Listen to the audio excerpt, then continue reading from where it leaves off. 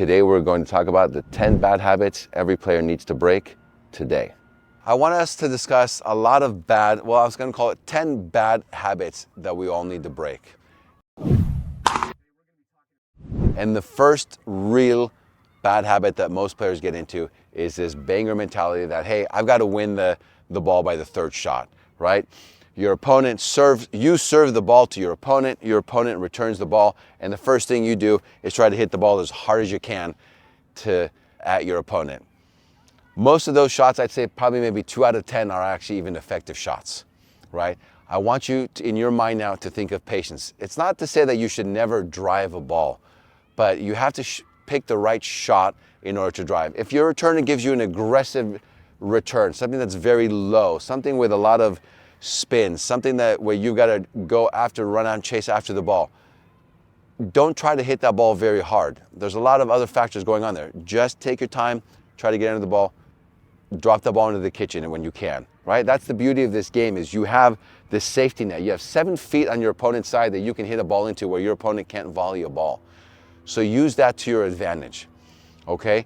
And second thing, I don't want you, when you're playing right now, is when you're dinking, I want you to give yourself margin of error. If you play and think that every shot that you hit has to be perfect, it's going to be a very long pickleball career for you.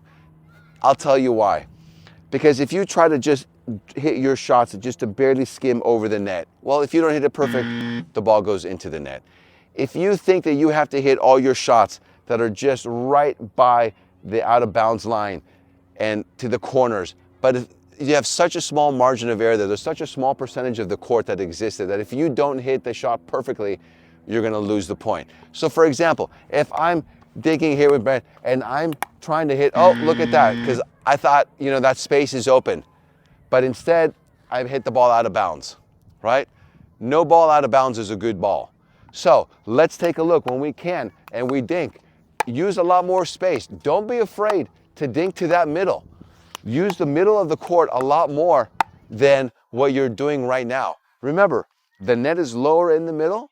It's the biggest part of the court right there. Not only that, when you hit that ball in the middle, you're hitting the ball in front of you and also in front of your partner. That allows both of you to have a good contact for that next point.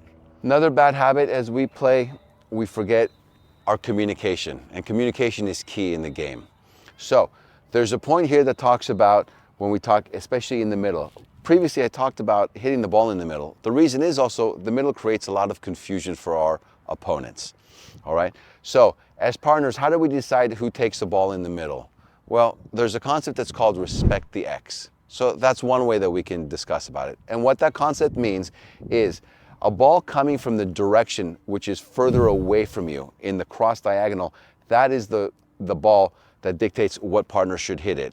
So in other words, regardless, even if I'm on this side, a ball coming from my opponent in the cross section in this way, because I am further away from that ball, that would be my shot to take.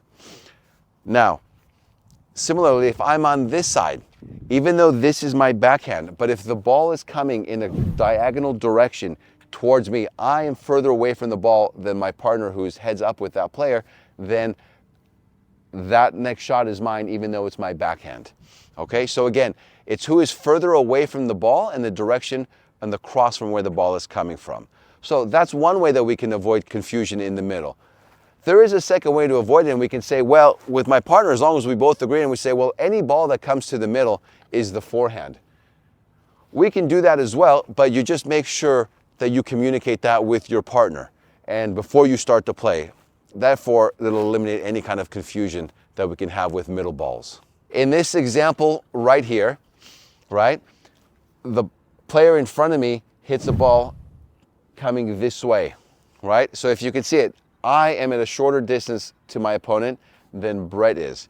And therefore, the direction that the ball came from a cross section and it's a further distance away, this next ball that comes across here would be Brett's, even though it's true, he would be going for that ball with a backhand. So again, that is an example right there that it's not necessarily just a forehand that takes the ball in the middle. Now, if we had the other suggestion that, well, every ball in the middle is my forehand, if that same ball is hit over there, it just means that I would have to make sure that I slide all the way over here to take that ball with my forehand. But my partner will also have to be cognizant of that fact in my position moving, that my partner will then end up having to move out of the way to allow me to hit that forehand. So as you can see, that in that matter right there still can cause a little bit of confusion and, so to speak, crowding between the two partners. Okay, so similarly now here, if Brett hits a ball to the player in front of him and that player now hits a diagonal ball coming this way in my direction, I am further away from that ball than Brett is, and therefore when the ball comes here, that would be my ball to take. Very common I see is beginning players, the first thing that most players do is actually we freeze up. We don't know what to do. That's not going to help us. So how do we avoid combating an opponent who lobs us? The first thing that we want to do is when we see the opponent, when the ball is getting lobbed us, both partners are going to probably turn and look to see that ball and go to the ball. One of the partners needs to call for the ball. As soon as one partner goes and calls for the ball, that partner will commit to going and taking the ball. And remember, when we go to get a lob, we're looking to move laterally or shuffle sideways. We do not want to backtrack this way on our back feet with our shoulders opening up. So most of the time, it's going to end up being a person that's on the left side of the court is going to take most of the lobs. And the reason is because this is when this person turns, it's their forehand here, and the forehand can cover a lot of the court. Okay? So once one of the players basically commits to they're the ones that are going to take the lob, as they go back to hit the lob, they're committed to hitting that ball. Ideally, if you can, always hit a lob in the air. And the reason is, it allows you to get not pushed as far back on the court, but it also takes time away from your opponents, giving them time to set up and be prepared for the next shot. So, as one person goes back to hit the ball, the other partner is going to retreat just a little bit, but they're not going to retreat too much. I don't want the other partner to come all the way back as well, and that's usually because if we do, we leave the whole court open for our opponents. But again, this is a very complex, shot, so it's going to be something that could be a little difficult at times in order to succeed with this. But as we move, my goal now when I go in, if I am not able to take the lob in the air and I have to let the ball bounce, my goal with that next shot is actually to drop the ball in the kitchen if I can and not to drive it. The reason is, allows me more time to then be set for the next shot my opponent hits. If I drive that ball, I'm still with my momentum moving back, and if I drive that ball, I'm still a little bit off balance, and if my partner or my opponents block the ball, it reduces the likelihood that I can get to the ball. When it comes to returning, one thing I see a lot of players get also in a bad habit of is they force a return to the same place every single time. So there's a couple challenges with that. One is, right now I can say to myself, well, I like to return to my opponent's backhand. Okay, well, that's great in theory. However, my return and my shot is often only dictated by actually my opponent's serve and where they serve the ball. So if I want to hit the ball down to my opponent's backhand, go ahead and serve a ball here, right? Okay, that was a serve that allowed me to easily hit that ball there again. Go ahead again, right? Excellent. That serve came and allowed me to hit. So, but now in my mind, I'm saying I'm going to hit that spot all the time. Okay, but what happens now if I get a serve that's very short, that's maybe going to be short here that takes me off the court there, or a serve that comes here to my backhand, for example. Let's go ahead and give a serve to the backhand there. Okay, here comes the backhand. Well, all of a sudden, if I try to take a serve from here and force it to the backhand over there, there's a very good chance I'm going to miss my spot there. So don't get locked in with an idea of where am I always going to return the ball, because the serve actually oftentimes will dictate where you can return it. But secondly, if you start returning to the same place every time, you start developing a pattern. And when you start developing a pattern, you may get your opponent to a weak shot of theirs, but they soon will catch on that you're doing the same shot. They can easily adjust their position, and they can change things that they do in order to prevent you from exposing that weakness. So when you're going to serve, have in your mind, yes, there's certain spots I want to hit on the court. Mainly, I want to hit depth. Mainly, I want to give a good clearance over the net, so it allows my ability to move in forward. So I don't necessarily have to return the ball as hard as possible, but if I give a good shape to my return and it clears the net high, the higher that ball goes, the slower that ball goes, it also allows me more time to move forward. Okay? So just be in a position in a good position, be ready to return, and allow yourself plenty of time, plenty of opportunity on the court to return the ball. Don't get caught in just picking one small point on the court to return to.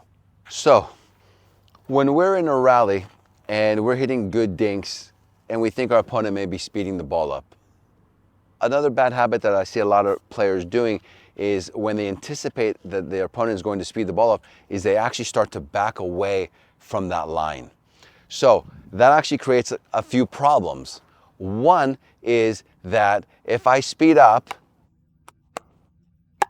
if I move off the line when my opponent speeds up, if you notice that I am moving as the ball is being hit to me. And if I am moving when the ball is being hit to me, my ability to hit the next ball with a good balanced shot is very weak. Okay? So we want to make sure that we stay the line even when we anticipate it, for one, because we don't want to be moving when our opponent is hitting us that ball. We want to retreat. But secondly, if I move back, I also open up a lot more space for my opponent to hit the ball into. So here, I'm able to cut angles off, but as soon as I move back, greater angles open up for my opponent to hit the ball into. Then on top of that, if I move back and I hit the ball, it's true I give myself more time to react to the ball, but I also give my opponent that same amount of time in order to react. Whereas if I'm at that line here, and if my opponent is speeding up that ball, and I can go ahead, now if you notice what happens is how early I'm able to take that ball, and when my opponent is speeding up a ball, I'm able to be counter-offensive and being able to attack them and take their time away even more so than if I retreated. That same shot, if right now Brandon hits me that same shot and I go back here and I try to attack that ball, I'm not going to have very good success with that attack. Okay? So you want to maintain the line. So one, you also can take time away from your opponents. You take away some of the court space that your opponent has, but you also maintain your own stability and balance for you to hit the next shot that you can be more productive with it. Thanks for watching. I hope this video helped. If you want more content, please subscribe to Pickleball Daily.